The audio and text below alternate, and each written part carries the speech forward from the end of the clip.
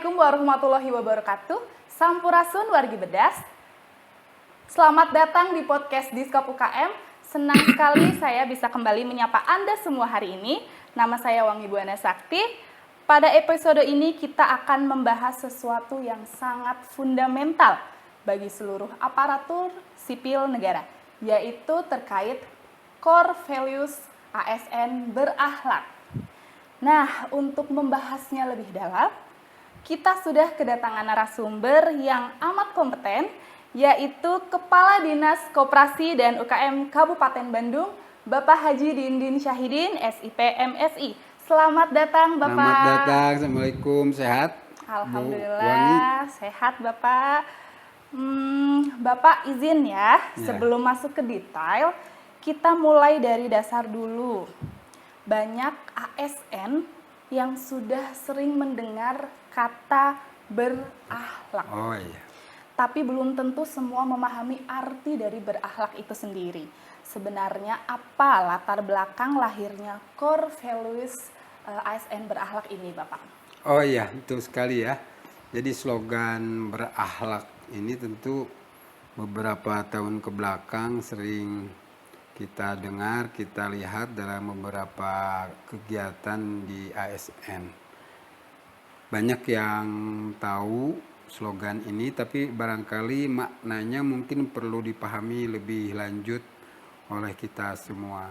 Jadi core value berakhlak ini diluncurkan tahun 2021 ya, melalui Peraturan Menteri Pendayagunaan Aparatur Negara. Maksudnya untuk menyatukan nilai-nilai dasar seluruh ASN di Indonesia. Karena sebelum itu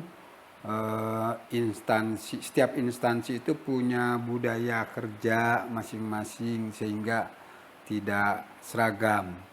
Nah, dengan berakhlak ini pemerintah ingin agar semua ASN memiliki standar perilaku yang sama baiknya, terutama perilaku dalam melayani, dalam melakukan pekerjaan, dalam bersikap, maupun tentunya bagaimana para ASN mengambil keputusan. Ini juga bagian dari upaya untuk memperkuat transformasi birokrasi agar lebih modern, profesional, dan tentunya sebagaimana kita maklumi bahwa tujuan kita hadir untuk melayani masyarakat. Jadi kira-kira itu core value berakhlak. Jadi ini semacam pedoman kita ya Pak sebagai ASN dalam berperilaku, bersikap untuk melayani masyarakat, begitu ya Pak? Betul, dan berakhlak ini juga diiringi oleh employer branding ASN ya, yaitu bangga melayani bangsa, yang menegaskan bahwa profil ASN itu sangat mulia karena kita bisa bekerja untuk melayani kepentingan publik di sana. Iya, terima kasih Pak. Nah, selanjutnya nih, untuk berakhlak itu sendiri Pak, arti setiap katanya itu apa saja? Ya, berakhlak ini merupakan singkatan ya dari berorientasi pelayanan, akuntabel, kompeten, harmonis, loyal, adaptif, dan kolaboratif. Jadi berakhlak. Jadi berorientasi pelayanan artinya nilai yang paling utama ini. Jadi kita hadir menjadi ASN itu tentu untuk menjadi pelayan bagi masyarakat. Masyarakat adalah prioritas kita. Apapun jabatannya, dimanapun unit kerjanya, ASN harus memberikan pelayanan yang sama, yang cepat, yang tepat, yang ramah, dan tentu bisa dipahami oleh masyarakat penerima layanan. Seperti itu. Baik, berarti kita sebagai aparatur sipil negara ini kan pelayan masyarakat ya Pak. Jadi apapun kesulitan dan kendala yang ada di masyarakat, kita itu harus benar-benar membantu gitu ya Pak? Betul, tepat sekali. Karena sekali lagi kehadiran kita adalah untuk melayani. Kalau ada warga perlu pelayanan, saya sering menyampaikan begini di dinas ya. Ketika masyarakat datang ke kita, mereka itu kan membawa masalah dari rumahnya. Betul. Masalah terkait dengan misalnya kalau di dinas bagaimana ingin memajukan usahanya, membutuhkan modal dan lain sebagainya. Tentu kita harus bisa menjelaskan, harus kita bisa sampaikan tentang apa yang menjadi keluhan mereka, solusinya seperti apa. Ini jadi sekali lagi mereka datang ke kita tentu punya masalah, kita harus hadir di tengah mereka untuk memberikan solusi, alternatif solusi yang ditawarkan oleh kita sebagai pemerintah, sebagai ASN. Saya kira itu. Terima kasih Pak. Untuk kata yang keduanya yaitu akuntabel. Nah, kalau akuntabel ini kita sering mendengar ya Pak, dalam konteks keuangan begitu. Ya, betul. Kalau di dalam nilai berakhlak itu sendiri, maksudnya seperti apa Pak akuntabel itu? Ya, akuntabel ini pemahamannya bukan hanya di konteks pertanggungjawaban keuangan, itu salah satunya ya. Tetapi akuntabel ini dapat diartikan bahwa setiap perilaku ASN itu harus dipertanggungjawabkan, harus jujur, transparan, dan bebas konflik kepentingan. Terutama barangkali juga setiap langkah juga yang berkaitan dengan pengambilan keputusan itu harus sesuai dengan prosedur yang sudah ditetapkan, terutama yang berkaitan dengan pelayanan kepada masyarakat.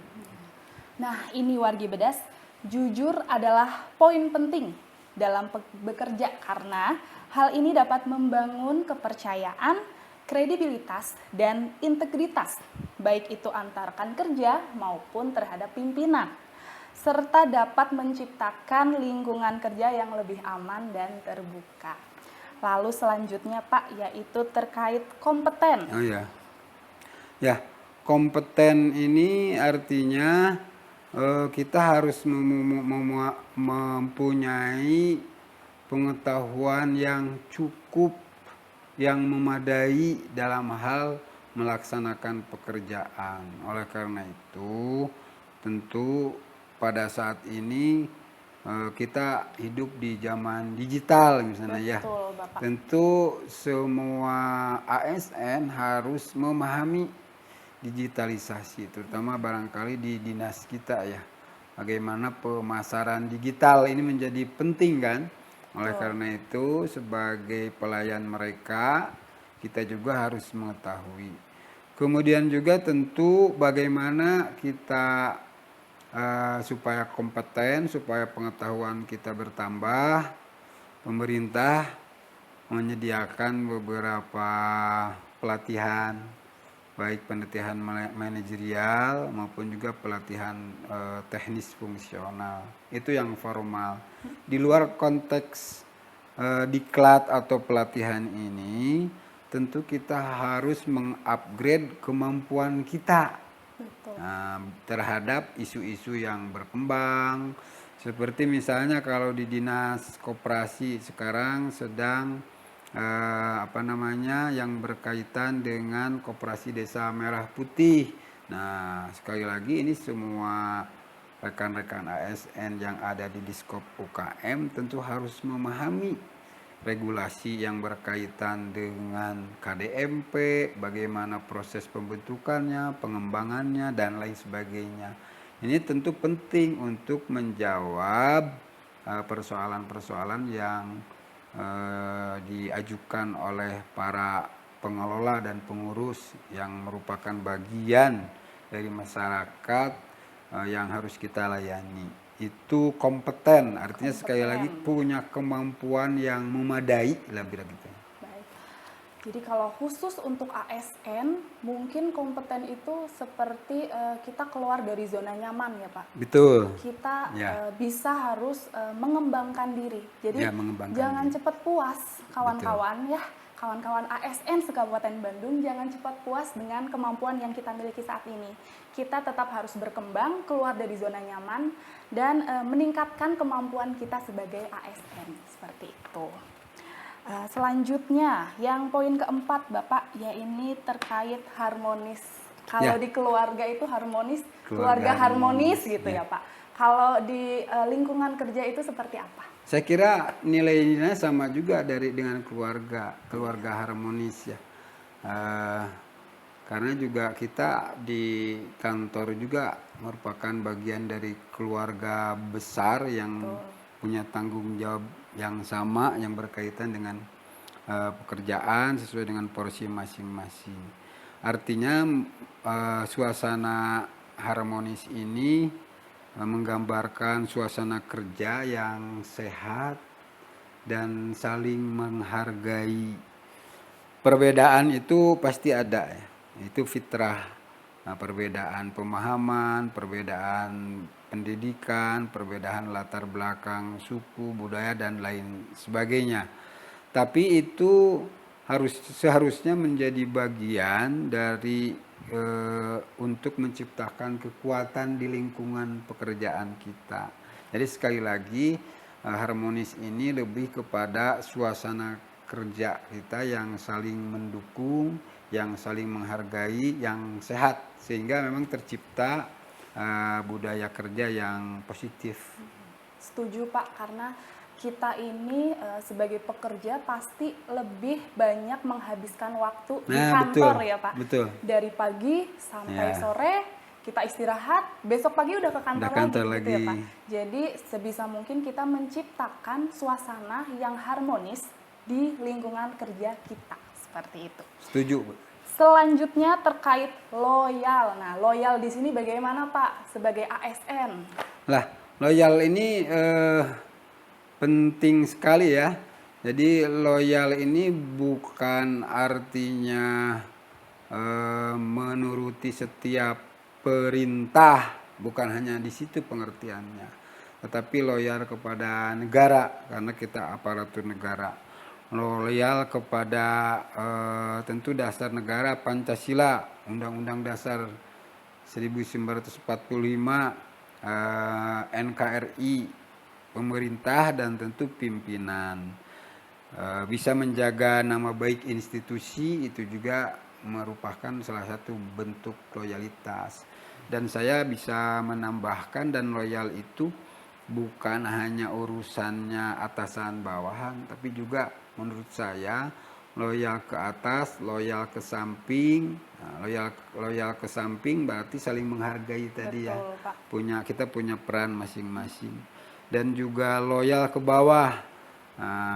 Bawahan kita tidak bisa bekerja maksimal apabila memang bawahan tidak satu irama, satu pemahaman, satu frekuensi dengan kita. Oleh karena itu loyal itu sangat luas menurut pemahaman saya. Atas, bawah, kiri, kanan, rekan kerja. Betul. Nah, artinya tercipta nanti saling berhubungan dengan suasana harmonis tadi. Betul. Saling berkaitan ya Pak, antara loyal dan harmonis gitu. Selanjutnya nih Pak, yang keenam itu adalah adaptif. Adaptif ini pasti kaitannya dengan perubahan zaman ya Pak? Betul. Ya, ini menjadi sebuah hal yang sangat penting ya. Saya sering menyampaikan di beberapa kegiatan pelatihan kita, terutama para pelaku UMKM, mereka harus mengikuti perkembangan zaman. Bicara tentang pemasaran misalnya, pemasaran produk itu juga saat ini selain pemasaran offline, dijual di tempat-tempat tertentu, juga kan ada pemasaran yang lebih cepat, online. Ada pasar baru, ada market baru yang bisa kita masuki gitu, kita raih. Nah, demikian juga dengan ASN, saya kira harus adaptif terhadap perkembangan zaman ini, harus menyesuaikan dengan kecepatan teknologi informasi. Caranya seperti apa? Tentu sekali lagi mengupgrade pengetahuan ya, informasi. Jadi punya alat komunikasi juga jangan hanya dijadikan untuk hiburan semata.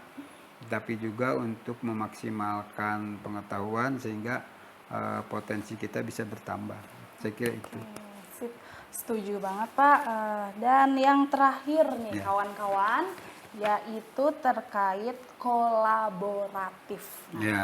kolaboratif di sini tuh maksudnya seperti apa Pak? Kita sebagai ASN, khususnya di Diskop UKM. Ya. Kolaboratif ini pemahamannya tentu sekali lagi tugas dan tanggung jawab kita ini tidak bisa kita lakukan secara maksimal apabila kita lakukan sendiri ya. Ada rekan kerja, ada stakeholder lain, termasuk diantaranya perangkat daerah. Saya sering memberi arahan, berdiskusi dengan rekan-rekan bahwa pekerjaan kita yang berkaitan dengan pelayanan terhadap pengurus, penggiat koperasi ataupun pelaku UMKM, kalau kita laksanakan sendiri, saya kira kita punya keterbatasan sumber daya, keterbatasan penganggaran, dan lain sebagainya. Oleh karena itu kita harus mengidentifikasi potensi stakeholder yang punya program yang bisa mempermudah kinerja kita. Misalnya di plot ya, atau juga di bidang-bidang beberapa kegiatan kita kan, kita bekerja sama dengan stakeholder yang lain. Kemudian juga misalnya dengan perguruan tinggi. Ya. Ada perguruan tinggi yang punya atensi terhadap pengembangan sumber daya UMKM. Nah, ini juga menjadi penting dan ini sudah kita lakukan bersama-sama bagaimana rekan-rekan berkolaborasi dengan stakeholder. Contohnya misalnya dengan perguruan tinggi Unpas kita punya kerjasama, dengan Unpar kita punya program skor Unpar yang secara reguler diikuti oleh para pelaku UMKM kita. Nah, ini salah satu contoh, termasuk bagaimana kita punya fasilitas pemasaran produk UMKM yang ada di Kriab Dasmat, itu juga bagian dari kolaborasi antara kita sesuai dengan arahan pimpinan Pak Bupati dan juga ada Ketua Dekranasda Kabupaten Bandung yang menginisiasi tadi sarana untuk penjualan produk UMKM. Di situ buah dari kolaborasi ya antara beberapa pengusaha besar, misalnya Bandung Kunafe dan juga beberapa pengusaha lain, sehingga kita punya ruang untuk menjadi media yang memfasilitasi para pelaku UMKM untuk menjual produk-produknya. Sekali lagi ini sangat penting kolaborasi ini, karena sekali lagi tidak ada yang bisa kita selesaikan sendiri kalau kita ingin memberikan pelayanan secara maksimal kepada masyarakat. Itu. Baik, terima kasih Pak, penjelasannya sangat jelas sekali. Selanjutnya Pak Kadis, kalau kita turunkan ke level yang paling sederhana, penerapan berakhlak itu seperti apa dalam pekerjaan sehari-hari kita? Ya, saya sampaikan begini, sehari-hari kita bertemu dengan masyarakat yang membutuhkan pelayanan kita. Ada penggiat koperasi, ada pelaku usaha mikro, pelaku UMKM datang ke kita dengan membawa banyak persoalan gitu ya. Bisa jadi bagaimana mengembangkan usahanya, bagaimana mereka mencari penyelesaian terkait dengan kebutuhan permodalan dan lain sebagainya. Itu sehari-hari kita bertemu dengan mereka. Oleh karena itu tentu dalam hal yang paling sederhana berikan pelayanan yang terbaik, diawali dengan ramah. Ya, meskipun memang kita tidak memahami, misalnya tidak begitu paham tentang apa yang mereka kehendaki, ya minimal kehadiran mereka bisa kita terima dengan baik gitu. Kemudian juga tentu ternyata yang kita alami persoalan-persoalan di satu koperasi, persoalan-persoalan di beberapa pelaku UMKM yang ketika mereka berkonsultasi dengan kita, sementara kita belum ada jawabannya kan, belum tentu kita punya solusi. Ya, tapi betul, Pak. Paling tidak sekali lagi berikan suasana yang menyenangkan untuk mereka. Kemudian juga akhirnya solusi itu juga ternyata hadir ada dari para pelaku lain yang pada saat yang berbeda misalnya datang ke kita. Saya sering menemukan itu. Oleh karena itu lahirlah beberapa program inovasi kita sebetulnya ya. Betul, Pak. Yang berkaitan dengan pengembangan koperasi seperti si kopi bedas itu. Betul. Itu lahir dari bagaimana potensi di satu koperasi menjadi jawaban terhadap masalah yang dipahami atau masalah yang dihadapi oleh koperasi lain. Nah, oleh karena itu kita melakukan inovasi si kopi bedas, inkubasi koperasi berdaya saing. Ini salah satu buah dari bagaimana kita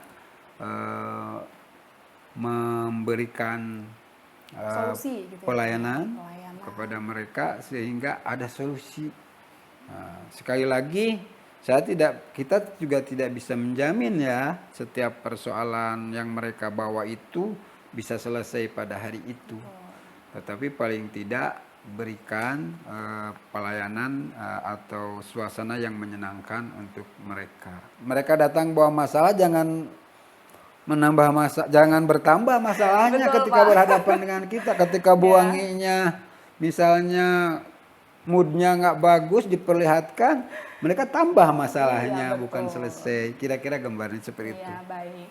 Jadi tidak selalu hal yang besar gitu ya, Pak ya. Jadi dari hal-hal yang kecil seperti kita memberikan pelayanan dengan ramah, lalu kita misalkan datang membawa masalah, kita bawa ke ruangan, duduk, kita dengarkan permasalahannya, seperti itu ya Pak ya. Jadi sebisa mungkin kita harus memberikan pelayanan yang maksimal untuk masyarakat. Karena pada dasarnya ASN itu adalah pelayan masyarakat. Gitu ya, Pak. Kita hadir untuk melayani mereka. Gitu kira-kira seperti itu. Selanjutnya, kalau boleh dirangkum, mengapa core values berakhlak ini begitu penting, Pak? Ya, tadi sudah disampaikan ya, core value berakhlak ini lahir untuk menyatukan keberagaman slogan lah, yang sebetulnya semua baik, tentu setiap instansi punya slogan sebagai penyemangat dalam rangka melakukan pelayanan kepada masyarakat. Tapi ini kenapa penting? Karena tentu untuk menyatukan budaya kerja ASN kita yang berorientasi terhadap pelayanan tadi. Kemudian yang kedua, ketika punya pemahaman yang sama, melakukan tindakan yang sama dengan ASN yang lain, tentu ini akan memberikan kepercayaan publik yang meningkat gitu ya, keberadaan terhadap pemerintah secara umum tentu. Dan tentu yang paling penting adalah bagaimana mempercepat transformasi birokrasi agar lebih modern, bersih, dan berorientasi terhadap pelayanan. Hebat, baik, luar biasa sekali pembahasan kita hari ini. Semoga semua pendengar, khususnya rekan-rekan ASN pada Diskop UKM semakin memahami pentingnya 7 nilai berakhlak dan menerapkannya dalam kehidupan sehari-hari. Terima kasih Pak Kadi telah berkenan hadir di podcast Diskop UKM. Semoga Bapak sehat selalu. Amin, sama-sama. Diberikan kelancaran segala urusannya. Dengan nilai berakhlak, mari kita terus bekerja, berkarya, dan memberikan pelayanan terbaik. Karena kita bangga melayani bangsa. Sampai jumpa di episode berikutnya. Terima kasih. Terima kasih.